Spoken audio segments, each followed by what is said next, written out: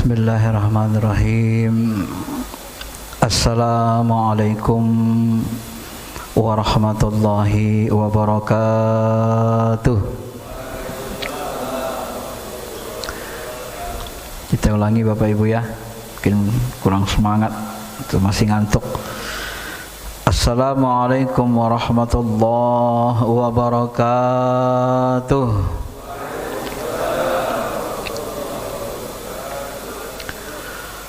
Alhamdulillahi hamdan na'imin, ashhadu an la ilaha illallah Rabbuna Rabbul alamin, wa ashhadu anna sayyidana Rasulullah sayyidil mursalin. Allahumma salli ala habibina syafi'ina wa maulana Muhammadin wa ala alihi wa sahbihi ajma'in, amma ba'd. Ma'asyiral muslimin, Bapak Ibu yang dirahmati Allah Subhanahu wa taala, alhamdulillah saya baru selesai menulis buku dan menerbitkannya ya. Buku ini judulnya Standarisasi Sunnah Bid'ah. Dulu ada 130 halaman ya. Saya edit menjadi 361 halaman. Lebih tebal. Mungkin nanti kalau kita edit lagi bisa 500-an halaman pada tahun-tahun berikutnya kalau panjang umur. Bapak Ibu yang dirahmati Allah, kenapa buku ini kita tulis? Sebenarnya buku ini kita tulis untuk menghindari perdebatan tanpa henti sebenarnya ya. Saya hampir tiap hari buka Facebook, setiap kali buka YouTube, perdebatan antara Salafi dengan Ahlus Sunnah wal Jamaah atau Aswaja ini terlalu banyak, bahkan kadang-kadang mengarah kepada perpecahan dan caci maki. Sebenarnya itu yang mau kita hindari, sehingga kita harusnya ya saling memahami saja gitu. Kita pahami bagaimana Salafi memahami Sunnah Bid'ah, kita pahami Aswaja bagaimana memahaminya, apa dalilnya, mana yang paling kuat kita anggap paling logis kita pilih. Itu apa kita berkelahi. Kalau kita jadikan ayat Allah, Al-Quran dan hadis, Al-Quran Sunnah sebagai alat berkelahi, malah kita menjadi tercela ya. Coba Bapak Ibu lihat hadis ini, misalnya ini hadis Sahih Bukhari. Iqra'ul Qur'an ma'talafat alaihi qulubukum fa idza ikhtalaftum faqawmu anhu. Kata Nabi, bacalah Quran selama hati-hati kalian bersatu. Ketika kalian membaca Quran, kalian pahami dan hati kalian berselisih, maka berhentilah dari membacanya. Berdiri darinya, maksudnya berhenti, tinggalkan. Maksudnya apa? Ya, nggak boleh ayat Tuhan itu menjadi alat debat, alat berkelahi, marah Allah dan Rasulnya. Jadi kalau hati kita sudah berpecah belah memahami Quran, tinggalkan, gak usah bahas lagi ayat itu. Karena turunnya Al-Quran itu untuk menyatukan hati orang beriman, bukan untuk membuat pecah belah. Nah itu Quran. Bagaimana dengan hadis, dengan sunnah? Ya lebih lagi kan ya. Maka kata Nabi dalam satu hadis lain, hadis Sahih Muslim, Abdullah bin Amr, disebutkan Nabi SAW pernah kharaja, keluar dari rumah, wahum yakhtasimuna fil qadar. Tiba-tiba Nabi melihat sahabat ada yang yakhtasimun, khosam, marah-marahan, adu jotos ya, tegang-tegangan urat leher. Ngapain? Debat sengit tentang qada dan qadar, takdiran. Lalu apa yang terjadi? Paka'an nama ia faqa'u fi wajhi huburman, maka wajah Nabi merah padam, minal ghadab, seperti buah rumman, merah padam wajah Nabi. Dengar sahabat debat gitu, faqala, maka Nabi mengatakan, bihadza umirtum, apa memang begini kalian disuruh Allah Ta'ala beragama ini? Al-Quran hadis ini memang begini nyuruh. Wa auli hadza khuliqtum, atau untuk ini kalian diciptakan rupanya, untuk berdebat gini, untuk berkelahi. Dalam hadis Sahih Bukhari lain disebut, lima ukhsilu ilaikum, apakah aku diutus supaya kalian bertengkar begini? Sampai begitu bahasa Nabi, Pak. Saking barahnya beliau melihat sahabat bertengkar, ya. Lalu beliau katakan, tadribunal Quran ba'dahu bi ba'd, kalian jadikan Quran itu yadribun, doroba, saling baku hantam. Kalian adu domba, adu jotos antara ayat-ayat Tuhan, kalian ciptakan persengketaan, kalian benturkan ayat-ayat Allah Ta'ala. Bihadza ahlakatil umam qablakum, ketahuilah kata Nabi, karena yang seperti inilah orang-orang dahulu dihancurkan oleh Allah Ta'ala, ya. Jadi kalau umat ini berpecah belah, inilah yang buat umat hancur. Terjadilah perang Siffin, pecah kan? Terjadi perang Jamal, dimanfaatkan orang munafik, orang yang enggak suka dengan Islam, enggak menghasilkan kebaikan, yang hasilnya ada keburukan. Nah, itu kalau ayat Al-Quran hadis dijadikan alat bertengkar, alat debat, ya. Maka Nabi kalau sahabat berbeda pendapat dalam memahami hadis, sebenarnya beliau diam, ya, nggak marah beliau. Ini hadis Sahih Bukhari yang lain. Kata Nabi, la yusalliyanna ahadul asar illa fi Bani Quraizah. Jangan kalian sholat asar sebelum kalian sampai ke perkampungan Bani Quraizah. Jadi perkampungan Bani Quraizah ini Bapak Ibu dihuni orang Yahudi Bani Quraizah. Mereka berkhianat dalam perang Ahzab, ya, sampai-sampai Nabi hampir menyerah. Datang Jibril, ya Rasulullah, apakah kau menyerah?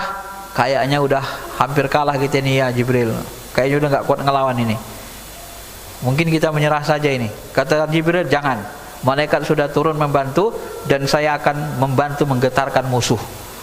Maka disuruh Nabi lah kepung Bani Quraizah, berangkat kalian ke Bani Quraizah, jangan kalian sholat asar kecuali setelah sampai ke perkampungan Bani Quraizah. Siap ya Rasul. Maka berangkatlah sahabat ini. Di pertengahan jalan tiba waktu asar. Sebagian sahabat bilang, waduh, ini kalau kita tembus asar di sana nanti tibanya maghrib, habis waktu asar ini. Nggak bisa ini, sholat asar kita dulu. Tapi kata Rasul nggak usah berhenti kalau asar di sana. Iya, masalahnya kalau kita sampai ke sana nggak dapat asar lagi, habis waktu. Itu maksud Rasul supaya kita segera cepat-cepat buru-buru bersegera di Bani Quraizah bisa sampai sholat asar di sana. Ini kalau nggak sampai ya bagaimana? Sholat dulu lah. Udah datang asar, nggak mungkin Rasul menyuruh kita mendurhakai Allah ninggalin sholat asar di waktu maghrib. Ini namanya sahabat yang kontekstual. Kontekstual itu dilihatnya hadis, seksual, dilihatnya konteks keadaan dia, tidak memungkinkan dipahaminya Pak secara kontekstual. Mungkin maksud Nabi begini katanya. Maka mereka sholat asar dulu. Nah, sebahagian satu kubu sahabat yang lain, sekelompok sahabat yang lain, ini cenderung tekstual. Zaman Nabi, zaman sahabat sudah ada begitu Pak. Kalau bahasa orang sekarang, pokoknya, gitu kan? Pokoknya kalau nggak sampai perkampungan Bani Quraizah, nggak busah sholat asar, nggak boleh sholat asar. Kenapa? Memang begitu kata Nabi. La yusalliyanna ahadul asar hatta illa fi Bani Quraizah. Jangan kalian sholat asar kecuali setelah sampai perkampungan Bani Quraizah. Pokoknya kalau nggak sampai sana nggak usah asar. Terserah mau telat betul, pokoknya. Ini kan kalau udah pokoknya kan repot. Ini sahabat tuh gitu juga kan, gua mau dia. Ini tekstual. Maka berangkatlah mereka, enggak sholat mereka, berangkat mereka. Sampailah ke kampungan Bani Quraizah, sampai mereka di waktu maghrib menjelang isya. Kata ulama sebahagian sahabat ada yang bahkan telat sholat asar di waktu isya. Lalu diceritakanlah ke Nabi masalah ini. Perbedaan pendapat sahabat. Apa jawab Nabi? Ternyata Nabi diam, no comment. Gak komen apa Nabi Pak, diam aja. Coba. Kira-kira kalau dihadapkan ke bapak gimana itu? Bapak komentar apa? Mana yang salah ini? Mungkin kalau ke kita kan, kita salahkan yang ini kan. Kamu dibilangi bandel, macam-macam kan. Nabi ketika dihadapkan ke beliau, perbedaan pendapat sahabat begitu, beliau diam. Kenapa? Kemungkinan besar Nabi paham sahabat ini ikhlas mau mentaati Allah dan Rasulnya. Ya, yang kontekstual tadi dia nggak mau mendurhakai Allah, tak mau dia salat asar di luar waktu. Nggak mungkin Rasul itu mau menyuruh kita mendurhakai Allah, melalaikan waktu salat. Kan nggak mungkin, bukan itu maksud Rasul. Maksud Rasul cepat kalian sampai supaya bisa asar di sana. Nah, ini kan kontekstual namanya, Pak. Ya kalau nggak tegak apa ya salat dulu lah. Yang satu lagi nggak bisa. Ah, gitu kan. Jadi yang satu lagi tekstual, masing-masing ikhlas mau mentaati Allah dan Rasulnya. Cuma pemahamannya yang beda, Pak. Dan Rasul tidak marah. Disitulah yang harus kita pahami. Walaupun berbeda ini sebenarnya bukan kita harus pecah belah. Maka Yusuf Qaradawi kan jelas itu, ahli syariah. Dia tulis buku, perbedaan yang dibolehkan, perpecahan yang dilarang. Ikhtilaful ulama, itu biasa, beda pendapat. Yang enggak boleh itu aja, wala tafarraqu, jangan kamu pecah belah. Bukan wala takhtalafu, jangan kamu berselisih beda pendapat, bukan begitu. Ya. Yang dilarang Allah itu wala tafarraqu, jangan pecah belah. Kenapa? Karena perbedaan puru-puru agama ini tidak bisa dihilangkan. Kalau ada ulama atau orang atau ormas Islam atau harakah yang mau menghilangkan perbedaan puru, ini mohon maaf nih, ya, bisa-bisa ini orang bodoh sebenarnya. Bisa-bisa. Kenapa begitu? Kalau kita bilang itu kan agak kasar, Pak. Nabi sendiri berdoa di Masjid Muawiyah, lama munajat Nabi doa. Nabi punya ilmu kenabian, tahu dia Muawiyah ini nanti selisih sama Imam Ali. Doa Nabi, apa doa Nabi? Ya Allah, jangan jadikan umatku beda pendapat. Itu Nabi Muhammad, Pak. Dikabulkan Allah doanya? Tidak. Salah satu doa Nabi yang tidak diijabah, tidak dikabulkan Allah adalah meminta umatnya tidak beda pendapat. Itu Nabi. Ya gimana Anda ulama mau melampaui Nabi Muhammad? Gak bisa. Perbedaan puru itu gak bisa dihilangkan. Bapak kalau baca kitab tafsir saja, coba baca kitab tafsir Ibnu Katsir saja. Menafsirkan ayat nanti beda. Qala al-Mujahid hadza maknanya. Qala Ibnu Abbas ini maknanya. Qala Ibnu Umar ini maknanya. Mana satu makna ayat itu? Betapa bodohnya kita mau menyatukan pendapat itu tidak bisa. Maka kata Umar bin Abdul Aziz ini kata ulama menjadi khalifah kelima saking wara alimnya. Apa kata dia? Aku tidak suka kalau sahabat itu tidak beda pendapat. Kenapa? Kalau seandainya sahabat tidak beda pendapat, niscaya tidak akan ada rukhsah keringanan dalam menjalankan agama. Orang baru belajar agama gini mungkin bingung juga dia. Kok senang beda pendapat? Kan gitu. Ya kalau nggak beda pendapat, Pak, nggak ada keringanan beragama. Nggak ada pilihan lain. Contoh ayat Tuhan misalnya, aula mastumun nisa, saya potong, atau menyentuh wanita. Lamasa artinya menyentuh. Salah satu yang membatalkan wudu adalah lamastumun nisa, menyentuh wanita.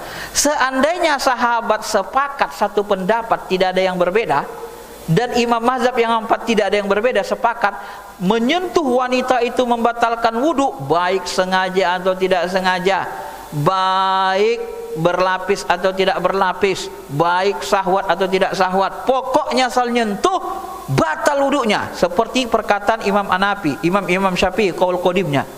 Nah, semua sependapat begitu, Pak.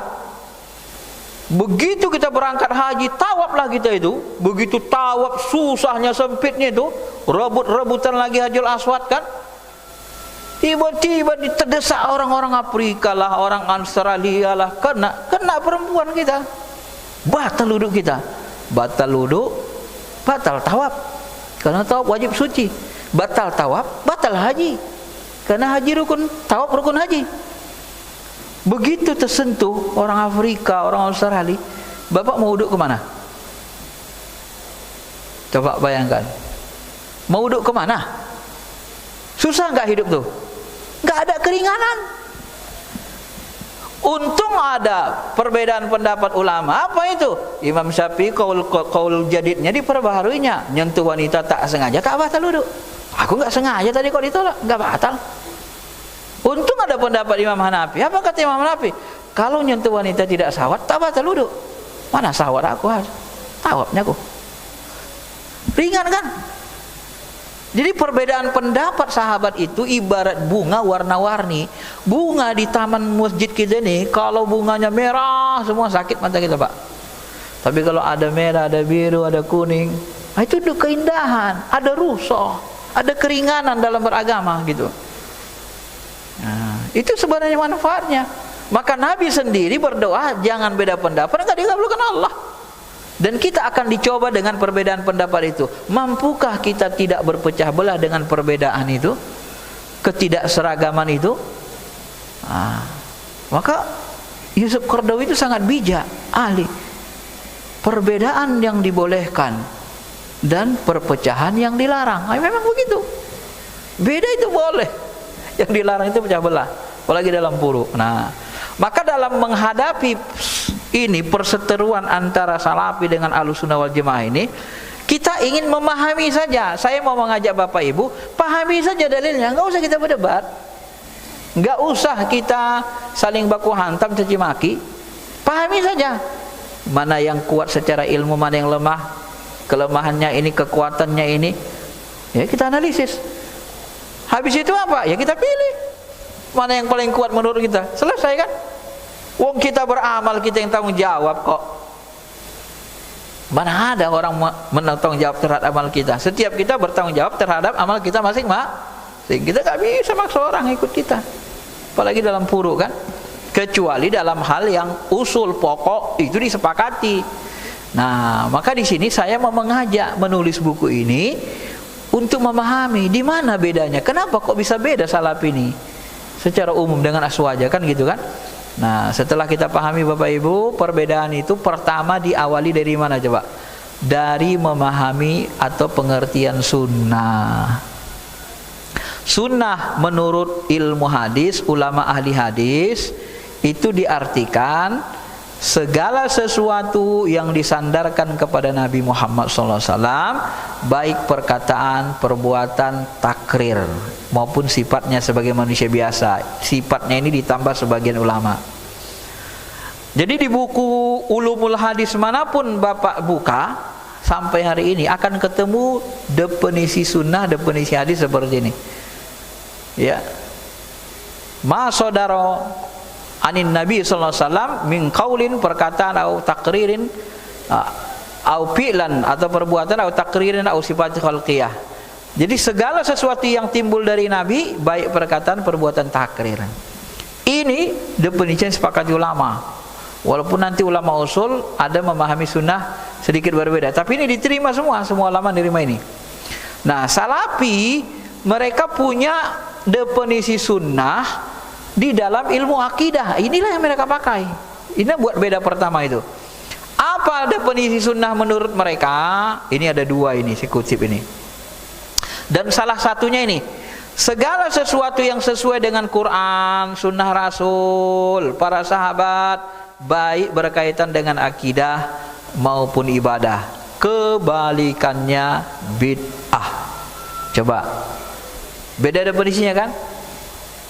Kalau tadi perkataan, perbuatan, takdir Nabi itu sunnah. Kalau sama mereka, semua segala sesuatu yang sesuai dengan Quran, sesuai dengan sunnah, ya, para sahabat berkaitan dengan akidah dan ibadah. Nah, menurut mereka ini definisi yang dimaksudkan ulama salaf. Cuma ketika kita cari ulama salaf mana yang ngomong kayak gini definisi sunnah, tak ketemu saya, Pak. Di kitab apa mereka ambil ini? Kadang-kadang Salafi ini, Pak, ini menurut salaf katanya. Kita tanya salaf siapa orangnya, tak disebutkannya, diklaimnya saja salaf begitu. Kadang begitu. Mungkin termasuk ini. Saya nggak tahu si sahabat mana yang ngomong kayak gini definisi sunnah ini. Ya. Bisa jadi ini mutaakhirin, ini ulama mutaakhirin buat definisinya begini. Maka nanti kalau kita perhatikan sini kan unik ini definisinya. Segala sesuatu yang sesuai dengan Quran. Tadi kan dia mendefinisikan sunnah, kok sesuai dengan Quran? Jadi seolah-olah Quran itu di bawah lingkup sunnah. Padahal Quran sama sunnah dalam usul fikih beda. Quran itu lapas maknanya dari Allah, sunnah itu dari Nabi. Hadis. Kan gitu. Kemudian ini agak disempitkan bagi mereka, ini sudah sangat luas. Padahal kalau kita pahami sempit, Pak. Baik berkaitan dengan akidah maupun ibadah. Nah, apakah sunnah Nabi berkaitan dengan akidah dan ibadah saja? Nah, coba lihat ini. Perkataan perbuatan Nabi ini berkaitan dengan akidah saja? Enggak. Perkataan Nabi bisa tentang tauhid, tentang ekonomi Islam, ada akhlak, ada jinayat, ada hukuman pidana, ada perbuatan pidana, ada munakahatnya, ada ibadah madonya, ada sistem pemerintahan dauliyahnya, ada dusturiahnya, undang-undangnya, ada hukumiahnya, peradilannya, ada perangnya. Malah menurut saya ini lebih sempit definisinya. Cuman bagi mereka ini lebih luas. Pokoknya segala sesuatu gitu kan. Cuma dia ketika dia sebut baik berkaitan dengan akidah dan ibadah menjadi sempit. Dan kebalikannya bid'ah. Maka kita tarik lagi rincinya, beda lagi nanti. Bedanya mana? Ketika mereka mengatakan kebalikannya bid'ah, maka nanti mereka menghukumi segala sesuatu yang berkaitan dengan akidah dan ibadah dengan hukum sunnah dan bid'ah. Beda lagi kan? Maka kalau kita tanya nanti sama mereka, ini apa ini? Ini sunnah Rasul. Ini bid'ah. Jadi mereka berhukum pakai sunnah bidah. Pokoknya asal ibadah nanti berbeda dengan Rasul, bidah. Coba perhatikan nanti ustaz-ustaznya. Begitu kita sholat tarawih, Allahumma sholli ala sayyidina Muhammad al-khalifatul ula amiril mu'minina sayyidina Abu Bakar Siddiq radhiyallahu an. Bid'ah.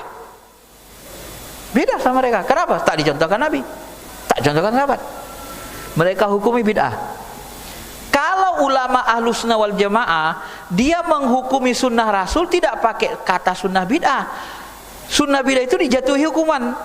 Juga menghukumi sunnah bid'ah ini pakai namanya ahkamul khamsah, hukum taklifi. Dengan menggunakan ilmu hukum.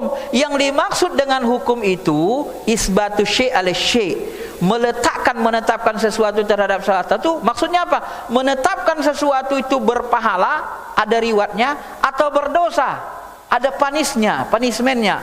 Karena hukum itu kaitannya riwat dengan punishment. Maka ilmu hukum ahlus sunnah wal jamaah disebut ilmu syariah, ilmu fikih. Mereka berhukum pakai hukum taklifi dan hukum wada'i. Hukum taklifi itu 5. Perkataan perbuatan sunnah takrir Nabi ada yang wajib, seperti sholat wajib, sholat subuh tadi wajib. Ada perbuatan Nabi itu yang sunnah. Sunnah itu namanya anjuran. Jadi dalam fikih itu sunnah kadang-kadang disebut sunnah, kadang disebut tatawu, disukai, kadang disebut nafilah, kadang disebut fadilah, keutamaan, nafilah tambahan, mustahab, disukai, dianjurkan, nadab. Itu mirip Pak semua. Itu sifatnya anjuran. Ya.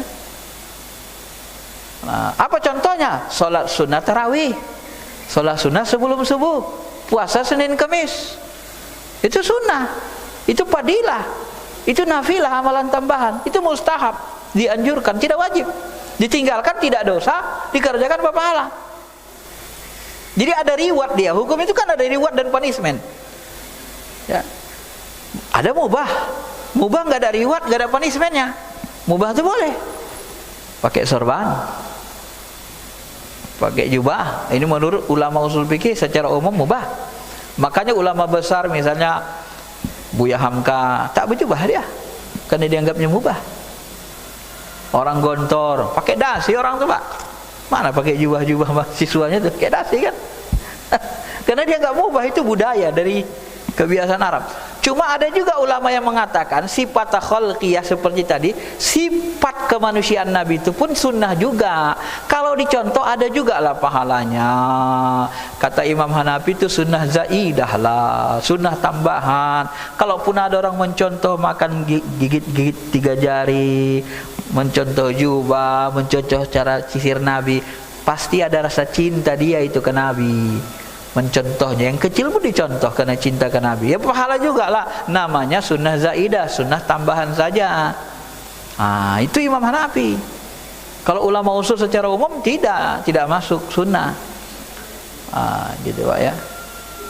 Bapak Ibu yang dirahmati Allah, ada juga perbuatan Nabi makruh, mencium istri bulan puasa. Ketika Nabi cium istri, kaget sahabat, "Ya Rasul, memang boleh cium istri bulan puasa?" "Oh enggak, aku beda sama kalian. Kalian enggak boleh.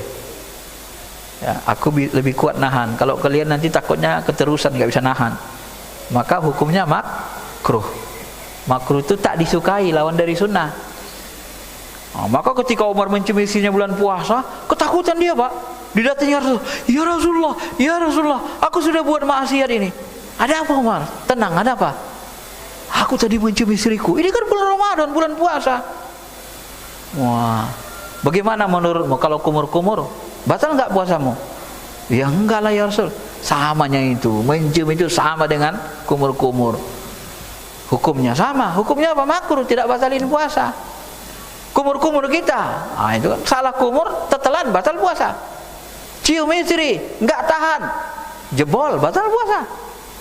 Itu sama. Makanya hukumnya makruh. Nah, di sini Nabi menggunakan kias, namanya analogi dalam ibadah puruk mahdo. Salafi enggak menggunakan kias, Nabi menggunakan kias. Nanti ulama usul makanya sebagian menggunakan kias dalam ibadah mahdo.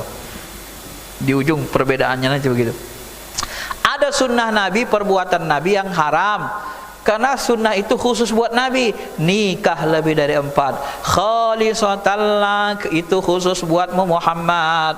Min dunil mu'minin, bukan untuk orang beriman. Begitu turun ayat masna wa sulasa wa ruba, 2, 3, 4. Abdurrahman bin Auf, sini. Ini ayat sudah turun. Istrimu maksimal 4. Tahan 4, sisanya ceraikan. Nggak boleh lagi Pak, udah turun ayat maksimal 4. Nah, itu haram kita tiru. Dilakukan Nabi lebih dari 4 istrinya, haram kita tiru. Maka dihukumilah sunnah dan bid'ah ini dengan hukum yang 5. Inilah ahli sunnah wal jamaah, pengikut mazhab, khususnya mazhab Syafi'i. Tapi kalau Salafi dia berhukum, tetap berhukum bertahan kepada sunnah bid'ah. Pokoknya kalau ibadah mahdo itu tidak dicontohkan Nabi, bid'ah. Gitu kan? Kalau dicontohkan Nabi, sahabat, sunnah. Itu aja. Apa bidah itu? Tak dicontohkan Nabi. Sebenarnya kalau kita kaji secara ilmu, sunnah bidah itu bukan hukum. Karena di ilmu hukum itu yang hukum itu hukum taklifi, hukum wad'i. Kenapa bukan hukum? Karena tidak ada reward punishment. Apa bidah itu? Tak dicontohkan Nabi. Ya, tak dicontohkan Nabi kan belum tentu haram. Pakai peci gini enggak contohkan Nabi juga, ya kan? Salat tarawih 20 rakaat enggak dicontohkan Nabi-nya kan? Azan 2 kali Jumat kan enggak dicontohkan Nabi juga. Itu coba. Di situlah bedanya. Jadi terjadi perbedaan di situ. Itu perbedaan yang kedua ya. Ini banyak bedanya Pak. Cuma kita ambil yang penting-pentingnya saja. Ya, seberapa dapat. Masyiral muslimin, Bapak Ibu yang dirahmati Allah. Nah, kalau kita telusuri ternyata definisi ini Pak berkaitan dengan akidah dan ibadah ini, bid'ah dalam akidah dan ibadah itu ternyata pendapat Ibnu Taimiyah sebenarnya. Kalau Bapak baca nanti di Majmu' Fatawa, bergeser makna bid'ah awalnya dari bidang pemerintahan bergeser menjadi bid'ah dalam ibadah mahdoh, itu dilakukan Imam Syatibi. Bid'ah dalam ibadah dan akidah itu dilakukan Ibnu Taimiyah dan pengikutnya Salafi. Mereka ngambil pendapat itu. Awalnya kalau kita teliti hadis tentang bid'ah ini awalnya tentang pemerintahan. Coba kita teliti hasil penelitian saya terhadap hadis ini. Ini hadisnya dari Irbad bin Sariyah radhiyallahu anhu, wa'adzana Rasulullah memberi nasihat kepada kami. Nasihat itu membuat hati kami gemetar, air mata kami menetes. Kuna ya Rasulullah, kayaknya nasihatmu ini adalah nasihat paling akhir. Kayaknya kau nasihatnya penting banget gitu. Pak Usina, maka Rasul memberikan wasiat. Apa wasiat Rasul? Usikum bitaqwallah. Kuwasiatkan kalian takwalah kepada Allah. Tetaplah mendengar, taatlah, walaupun yang memimpin kalian nanti hamba budak. Wa inna may ya'ish minkum ba'di, siapapun kalian yang hidup panjang umurnya, hidup sesudah aku wafat, fasayara ikhtilafan katsira, dia akan melihat banyak kali perbedaan.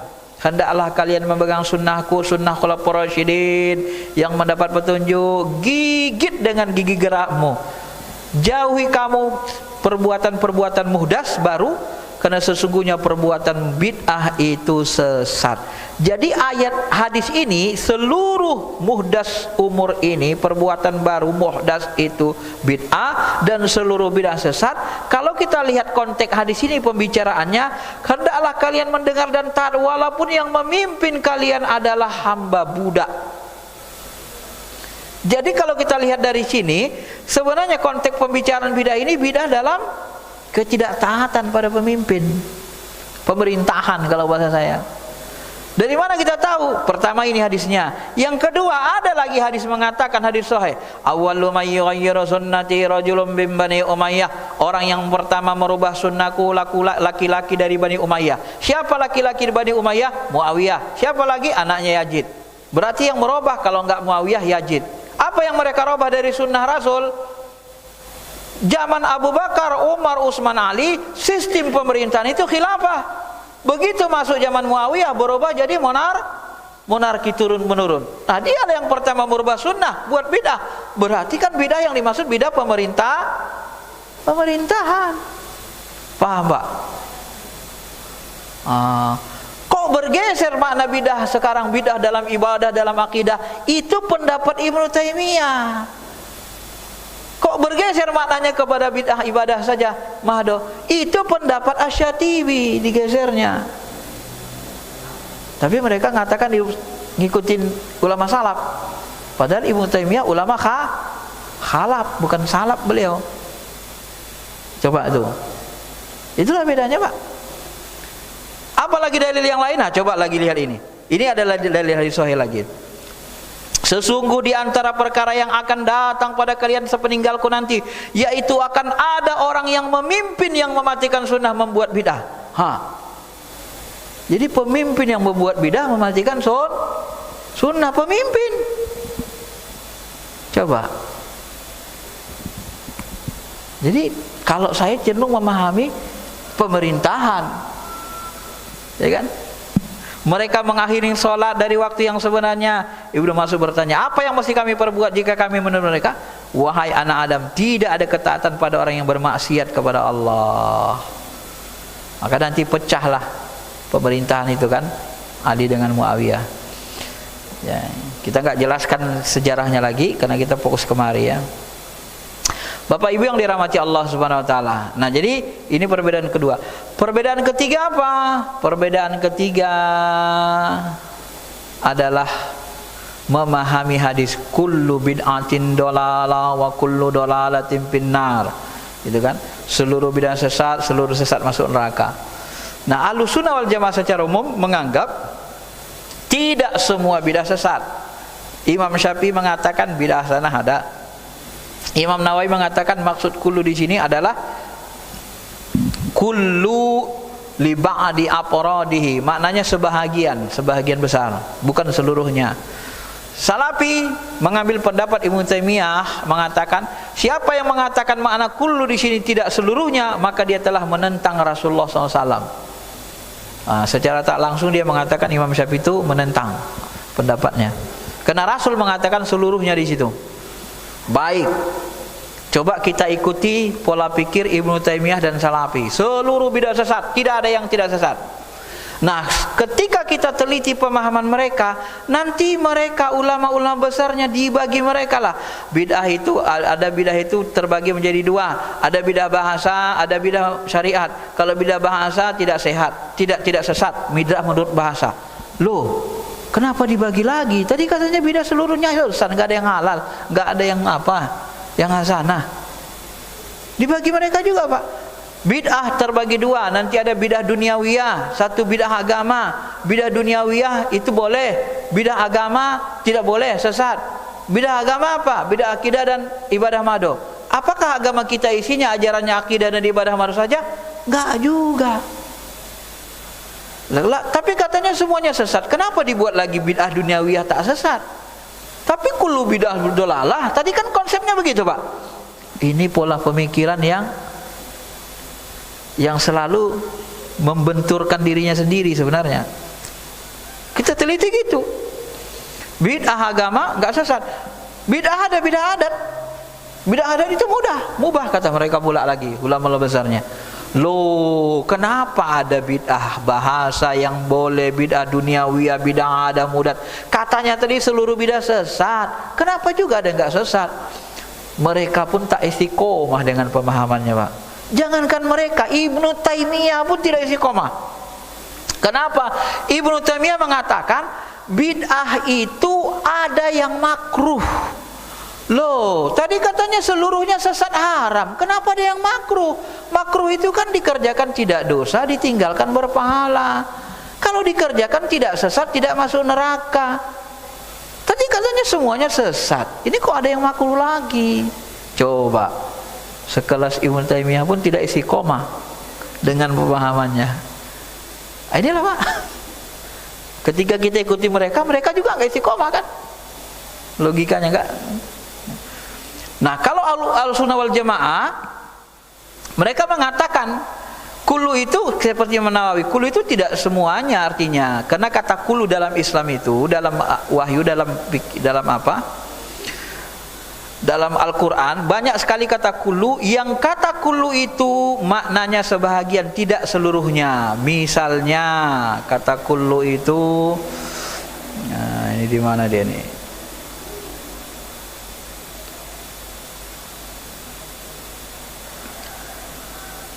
Misalnya waja'alna minal ma'i kulla syai'in hayyin afala yu'minun. Kami jadikan seluruh yang hidup dari air gitu ya. Kami jadikan seluruh yang hidup itu dari air. Nah, di situ disebut di ayat itu ada kata kullu syai'in hayyin. Seluruh atau segala sesuatu yang hidup itu diciptakan dari air. Benarkah seluruh yang hidup diciptakan Allah dari air? Ini ternyata tidak. Kenapa? Karena dalam Quran Allah mengatakan, iblis bicara, ana khairum minhu khalaqtani min nar wa khalaqtahu min tin. Aku lebih baik dari Adam ya Allah. Aku kau ciptakan dari api, Adam kau ciptakan dari tanah. Apakah api, tanah, air sama? Tidak. Apakah semua yang hidup diciptakan dari air? Ternyata tidak. Iblis dari api, Adam dari tanah. Berarti kalau begitu kullu di sini ada dua makna. Kullu li jami'i afradihi, dalam usul fikih kan gitu. Kullu yang bermakna seluruhnya, mencakup afrodnya, dan kullu yang bermakna li ba'din, sebahagian. Maka ketika memahami kullu bid'atin dolalah, itu maksudnya sebahagian bid'ah itu, sebagian besar bid'ah itu sesat.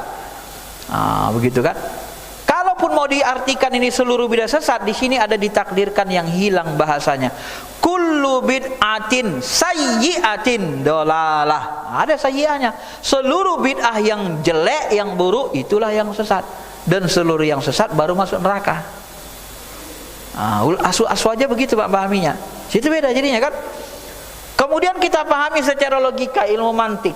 Ini ilmu akal mantik. Mereka nggak suka ilmu mantik.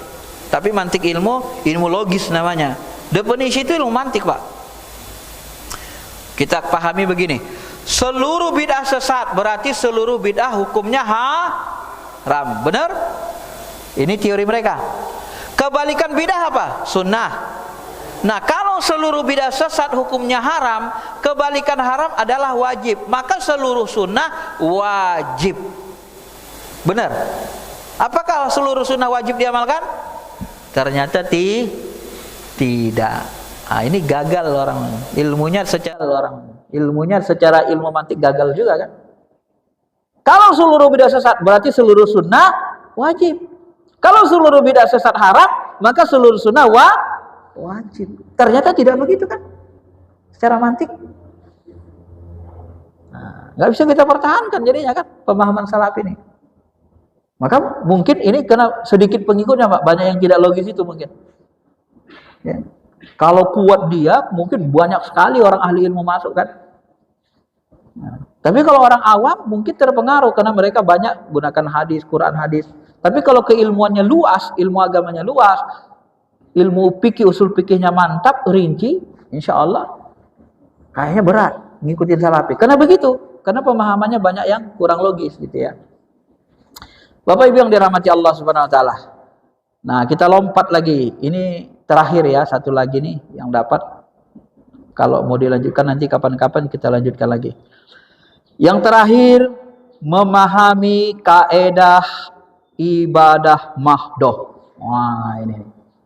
Ini kaedah ini yang buat ulama usul fikih, bukan ulama akidah. Al aslu fil ibadah tahrim hatta yadullu dalil ala ibahatiha. Asal dari ibadah mahdoh haram. Nah, bahasa lainnya, asal dari ibadah mahdoh tauqifi. Tauqifi itu sudah fix, sudah baku, nggak boleh ditambahi, nggak boleh dirubah. Asal dari ibadah mahdoh itu haram sampai ada dalil yang membolehkannya. Kalau saya perhatikan ketika ulama-ulama besarnya menjelaskan, mereka ini seolah-olah memotong kaidah ini. Hatta ya dulu dalil ala ibadah, sampai ada dalil yang membolehkannya ini tidak dibahas secara rinci, tidak dijelasin secara rinci kepada umat. Jadi mereka potong asal ibadah mahdoh tauqifi. Pokoknya kalau ada tidak sama, tidak dicontoh, sesat, bid'ah. Maka tadi al-khalil badulullah bid'ah. Buka bersama bid'ah. Itu ulama besarnya ngomong Pak. Masih hidup orangnya. Saya dilarang menyebut nama dalam ceramah. Kalau dalam bukunya ada.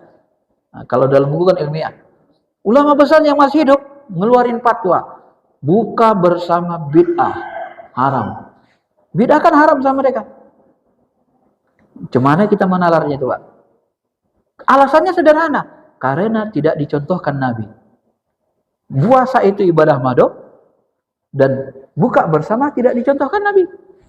Padahal ada kaidah usul fikih yang mereka buang. Bisa jadi mereka nggak tahu, bisa jadi mereka nggak setuju. Apa itu? Tidak semua yang tidak dicontohkan Nabi haram sesat. Tidak semua yang ditinggalkan Nabi haram sesat. Contohnya apa? Sholat tarawih 20 rakaat tiap malam. Itu tidak dicontohkan Nabi. Nggak sesat. Contohnya apa? Azan 2 kali. Contohnya apa? Membukukan Quran. Contohnya apa? Memberi titik baris Al-Quran. Contohnya apa? Merenovasi Ka'bah. Nabi ingin renovasi, tapi nggak jadi, ditinggalkannya. Renovasi Ka'bah haram? Tidak. Contohnya apa? Aku sebenarnya ingin mewajibkan kalian sholat isya nisful lail, pertengahan malam, jemaah. Habis itu langsung sholat tahajud. Tapi karena takut memberatkan, tak jadi kusuruh. Ditinggalkan Nabi. Merintahkan sholat isya tengah malam, nisful lail. Jadi tidak semua harus dilihat, kalau bahasa usul fikihnya harus dilihat korinahnya, tunjukkan dalilnya. Kalau tunjukkan dalilnya mengarahkan dia sunnah, sunnah. Ditinggalkan Nabi walaupun tidak dicontohkan. Ditinggalkan Nabi tarawih tiap malam itu bukan karena dia haram, tapi karena takut turun ayat mewajibkan. Berarti dia sunnah asalnya gitu loh. Ini harus dipahami secara jeli teliti kalau bahasa kampusnya, ya. Maka telitinya mereka sepertinya kurang teliti atau kurang menguasai atau nggak setuju. Ini kita nggak dapat alasannya gitu. Hatta ya dulu dalil ala ibadiyah. Maka nanti muncullah pemahaman gini Pak. Ibadah mahdoh itu tauqifi seluruhnya, sifat ibadahnya tauqifi, zaman waktu ibadahnya tauqifi, jenis ibadahnya tauqifi, tempat ibadahnya tauqifi. Benar ini sama, kalau ini sama. Cuman dalam rinciannya nanti berbeda lagi. Mereka tauqifi dalam usul dan pokok tauqifi. Kalau dalam yang apa nanti yang puruknya pun berbeda, itu sama mereka tauqifi nggak boleh dirubah. Kalau Ahlussunnah wal Jamaah yang tauqifi itu yang wajib-wajibnya saja. Saya contohkan biar mudah Bapak memahaminya. Tempat ibadah itu tauqifi. Kalau kita haji di mana? Di Mekah, Madinah, ya kan? Boleh nggak kita buat Ka'bah di Monas? Haji di Monas aja lah kita ya. Ini udah antri 10 tahun, 15 tahun. Apa ini nunggu-nunggu lagi ke Mekah? Yuk, sebelum ke Mekah kita ke Monas aja. Boleh nggak kita buat haji di Monas? Hah? Haji wajib nggak boleh, tapi haji latihan boleh. Haji-hajian namanya kan, manasik. Haji wajib nggak boleh, sesat. Kenapa? Nah, inilah harus tahu kita kaidah yang 5. Karena Nabi tidak pernah merubah tempat haji itu sepanjang hidupnya. Sesuatu yang dikerjakan Nabi tak pernah dirubahnya, itu ciri wajib. Dirubah sesat, haram. Ya, itu kaidah wajib. Ya. Wukuf di padang Arafah. Wukuf kita di Masjid Nabawi, boleh? Tak boleh, sesat. Kenapa? Nabi tak pernah merubahnya. Wukuf di padang Arafah itu disebut wukuf di Arafah ya karena di Arafah hukumnya. Kalau nggak di Arafah ya nggak wukuf di Arafah. Itu bagian dari kewajiban haji kan. Nggak boleh dirubah, sesat. Nah, tempat ibadah mado itu tauqifi, tapi yang wajibnya, apakah seluruh tempat ibadah mado tauqifi? Tidak. Ada yang tak tauqifi. Ini nggak dijelaskan mereka, Pak. Ini yang kadang-kadang kita buat, kadang-kadang ngerti ilmunya, aduh, kayaknya gantung. Jadi takut orang salah paham. Contohnya apa yang tak tauqifi? Nabi sholat di Masjid Nabawi. Sholat ibadah mado, tempat sholat Nabi di Masjid Nabawi. Tauqifi kah sholat di Masjid Nabawi? Boleh nggak kita sholat di sini? Boleh? Boleh. Ya. Kalau haji tidak boleh karena nggak dirubah Nabi. Kalau sholat nggak boleh kita sini sholat, Pak. Bukan tauqifi. Jelaskan nggak tauqifi kan? Tempatnya, makannya tidak tauqifi. Masa kita sholat subuh ke Nabawi, pulang lagi kemari, zuhur ke sana lagi, balik lagi kemari, asar ke sana lagi, balik lagi kemari, ya nggak mungkin lah. Kenapa tidak tauqifi tempat ibadah mahdoh sholat di Masjid Nabawi? Karena Nabi merubah-rubahnya. Kadang di Masjid Kuba, kadang Nabawi, kadang di atas onta, di atas kuda, kadang di mana-mana di perjalanan musafir. Makanya Nabi katakan al-ardu kullaha masjid, bumi ini seluruhnya bisa masjid, bisa tempat sujud, illa, kecuali tempat bernajis, al-hammam, kamar mandi, kandang kuda, kandang kambing, itu nggak boleh. Nah, itu dipahami ulama usul fikih. Itu rinci, ulama usul fikih ini rinci ilmunya, Pak, dalam berhukum. Jadi yang dimaksud tauqifi dalam ibadah mado itu bagian wajibnya. Dalam ibadah mado itu ada tempat-tempat yang tidak tauqifi gitu. Tidak semuanya. Tapi Salafi ini cenderung tauqifi semua. Gitu ya. Makanya tadi kan coba lihat. Keluar fatwa. Buka bersama bid'ah. Bid'ah berarti sesat haram. Kenapa buka bersama bid'ah sesat haram? Hatta ya dulu dalil ala ibahatiyah. Kan ada dalil yang membolehkannya. Apa dalil yang membolehkannya? Dalil yang membolehkannya pertama perintah makan bersama, makan jemaah. Perintah makan berjemaah bagus nggak? Sunnah kan? Nabi Ibrahim tidak pernah makan sendirian, Pak. Keutamaan dia selalu makan berjemaah. Nabi Ibrahim, kata Nabi SAW. Karena jemaah itu diperintahkan kita makan berjemaah. Satu, yang kedua. Yang kedua, kalau kita kasih orang puasa makan, maka kita mendapat pahala orang puasa tanpa mengurangi pahala dia. Benar? Itu hadis sahih. Loh, kalau saya ajak Bapak buka bersama, saya traktir, saya kasih makan, kan saya borong pahala. Kenapa jadi masuk neraka? Titik haramnya kan tidak ada di situ, gitu loh. Maka di sini nanti, di ujung saya buat ini, maka nanti sebenarnya kelemahan Salafi kalau saya perhatikan pakai ilmu usul fikih. Nah, mereka di sini dibentuk waktu, jumlah, cara, tempat, niat ini mereka anggap tauqifi semua ibadah mado. Padahal ada bentuk yang tauqifi, ada bentuk yang tak tauqifi, ada waktu tauqifi, ada yang tidak. Nah, di ibadah mado itu begitu, Pak. Ada yang tauqifi, ada yang tidak. Caranya pun begitu, tempatnya pun begitu. Nah, maka nanti kalau misalnya wirid Yasin malam Jumat, itu kan dia nggak beda sama mereka. Nah, di samping mereka tekstual, lalu mereka membid'ahkan karena tak dicontohkan Nabi. Padahal kalau kita ukur pakai ilmu usul fikih, orang baca wirid Yasin ngapain niatnya? Niatnya cari pahala lah, ridho Allah kan. Bentuknya apa? Yasinnya. Bentuknya Yasin yang dibaca mereka sama nggak dengan Yasin Nabi? Sama. Waktu bacanya malam Jumat. Apa masalah? Malam Senin boleh, Selasa boleh. Oh, nggak boleh dikhususkan. Nah, ini saya bahas di sini. Dalil bolehnya mengkhususkan amalan sunnah. Amalan wajib yang nggak boleh kita khususkan, kita buat-buat. Kalau amalan sunnah boleh, namanya kita khususkan dalam arti kita pilih, bukan kita wajibkan. Karena mereka nanti Pak, milih waktu juga. Mereka daurah hari apa? Hari Ahad. Waktu duha.